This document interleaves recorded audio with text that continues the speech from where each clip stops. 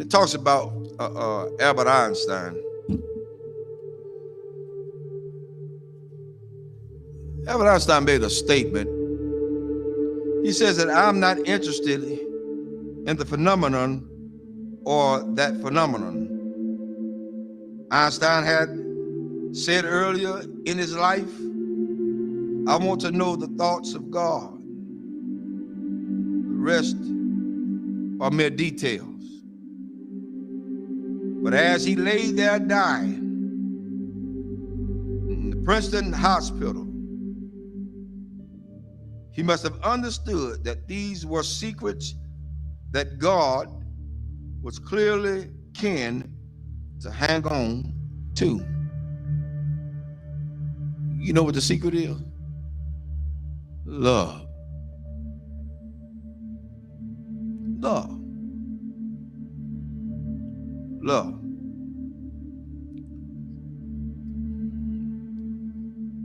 I'm going to share something tonight with everybody, and hopefully it'll hit close to home. To understand the mind of God is to understand the power of love. God is love. 1 John 4:8 says that God is love. Without love, there would be no forgiveness. Without love, there would be no structure. Without love, there would be no mercy. Without love, there would be no kindness.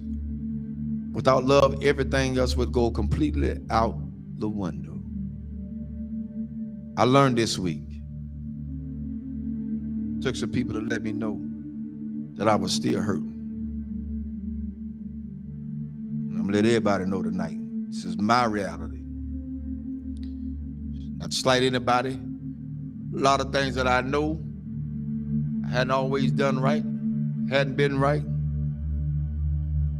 But I had an incident this week to wake me up real good. At certain points, we can give our children what we didn't have so much until we forget about teaching them structure. This week, I learned at some point you won't be respected. And that's for everybody. You're not going to be respected because they feel the way they feel.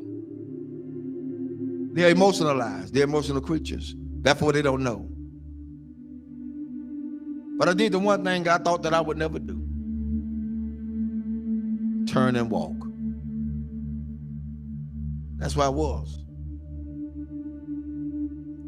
But I found out that I had a whole halo of hurt that I'd never been released from.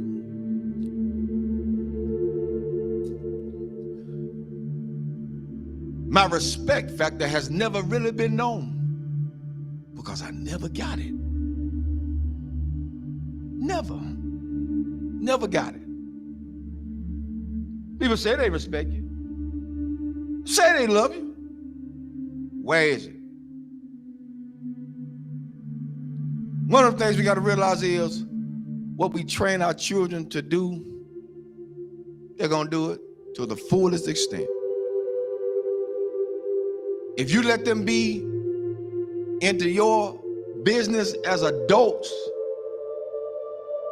then they're going to have all rights and privileges to say what they want to say, not knowing the outcome of what could be. But I learned something. Even though I went through all that hurt and I'm still hurting, that's all right. I don't mind it. I'm going to go through this thing. I'm going to go through it. Because at this point, I don't owe nobody nothing. I owe God himself. For me, I did what I needed to do and walked away. I did what I had to do and walk away. And it ain't easy. It ain't easy trying to do right and you still get damaged. It ain't easy. God help me tonight. It is not easy. It is not easy to be in a place and feel like you're trapped. Because even when you do good, evil is always present.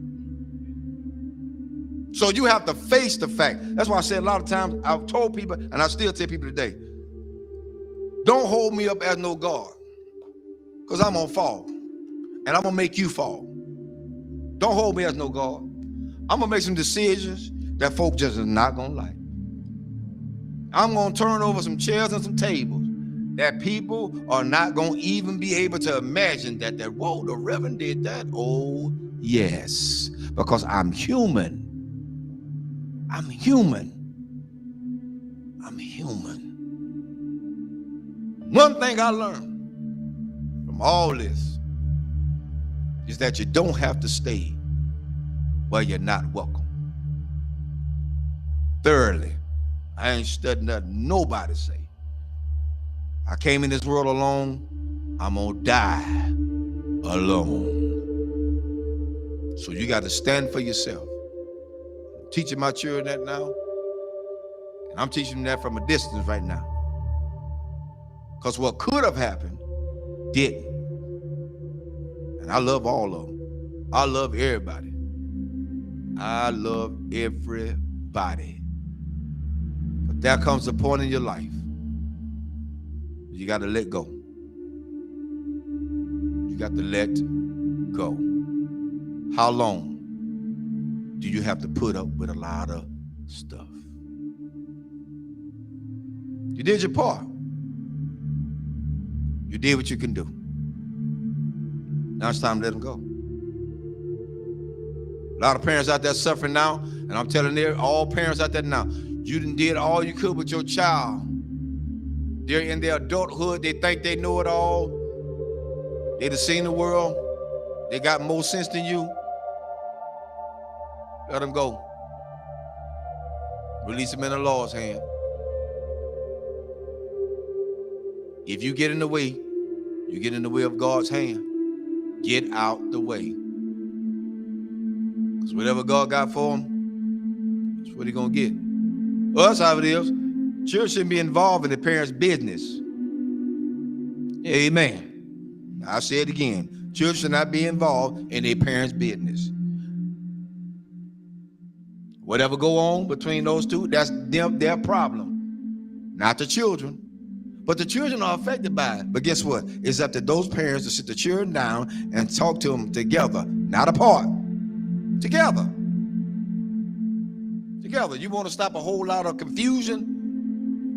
Talk about it together. You don't want to break down the communication? Talk about it together. At this point for me going forward, that's what we're going to do. And if they can't do that,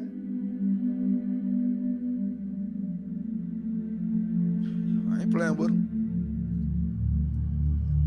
There's a lot you can do. And God help me. I'm strong as an ox. But the Lord is a protector and a shield from everything. And Lord help me, I got the scars to prove it. Cried many a days. But I ain't got to cry no more. My mind's made up.